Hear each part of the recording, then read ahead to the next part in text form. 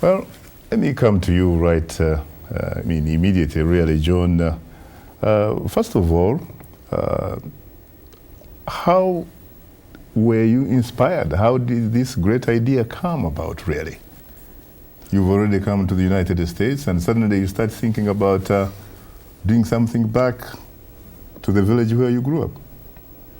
Thank you so much, Shaka. Again, greetings to our viewers across Africa and the world, and especially those in Uganda who are listening to this program.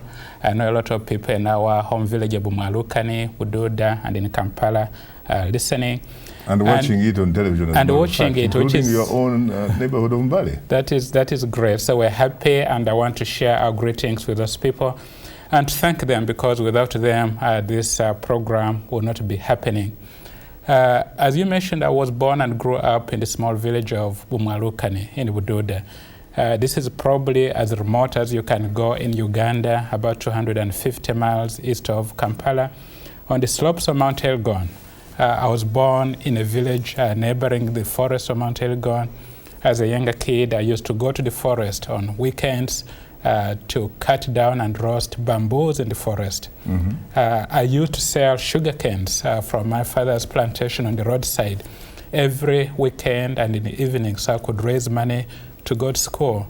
And even with those efforts, our lives at school were very difficult. Often we didn't have school fees, we didn't have the proper uniforms, and we went through a very tough life at school. So I know exactly how it is for kids who grow up in these villages to get a good education, to stay at school, and to meet the challenges as they go through school with the kids who come from better schools. I was extremely lucky that I had a dad who wanted us to have a good education. He did all he could to send us to school, and we were lucky enough to go through school, eventually making it all the way up to university. And when we got a chance to come here to the US, I mean, this is the best that could be. But in our hearts, in our minds, we knew that there are thousands of kids in our villages who would like to get an education like we did and who don't. They don't have the resources, they don't have the context, they don't have the willpower like we did. And so once we settled down here, our goal was to give back to these kids who have very little, and give them an opportunity to get an education, first of all through scholarships, and eventually through this program that we have built over the last 6 years at the Arlington Academy of Hope. Now, John, of course, you talk about things, among others, like selling sugar cane by the road and all that kind of stuff, and coming perhaps from a very, very remote village. What kind of family did you come from? I mean, everybody will tell you, of course, I come from very humble beginnings. How humble was those humble beginnings that you come from, really? Ours is a truly humble beginning. My father, Aksofel Wamundu, lives in this village in a mud hut, and up to today he still lives in the village. We grew up in a grass-thatched hut. Mm-hmm. There were 8 of us in the family, 6 brothers and 2 sisters. My mother, Gertrude Wamundu, only had a P4 education, 4 years of school. Mm-hmm. And up to now, of course, she's not able to speak English. But both of them knew the importance of education. But your father seems to have been reasonably educated, really, because when I talked to you the other day, I think you told me that he's a graduate of Nabumari High School. Nabumali Junior School, he had 9 years of education, mm-hmm. and that's the reason he wanted her to study, because he knew more than anyone else the importance of education in the community. He would have wanted to go far in his education, and he never had that chance. His parents couldn't afford to keep him at school, and so that's why he invested in us. He wanted us to have a good education, and all 6 of us from our family have been able to go on up to high school at least, mm-hmm. and succeed in life. So we owe everything to our dad and to our parents. But we walked 3 miles to reach our primary school. When I was in P1, I was walking mm-hmm. 3 miles to school barefoot.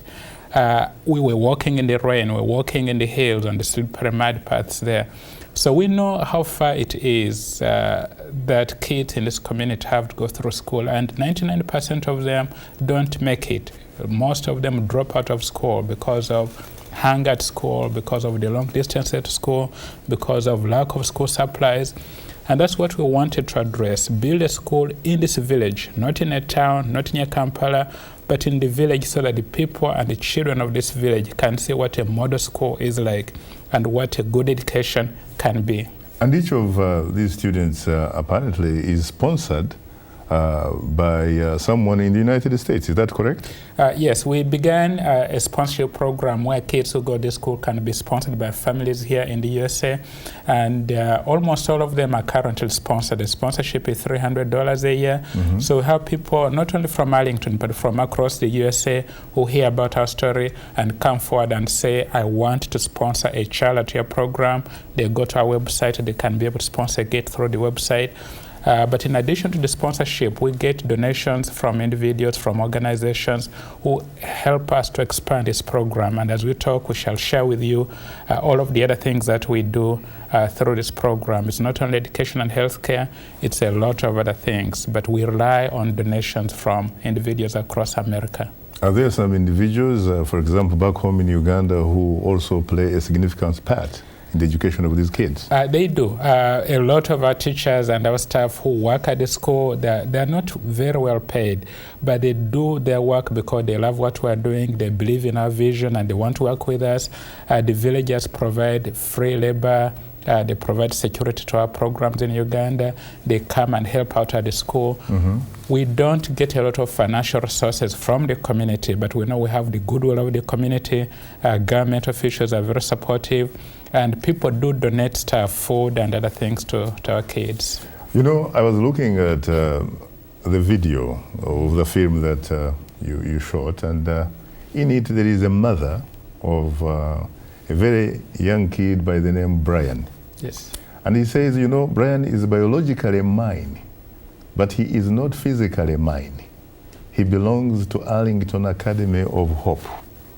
In fact, she went to the extent of saying he belongs to Wanda.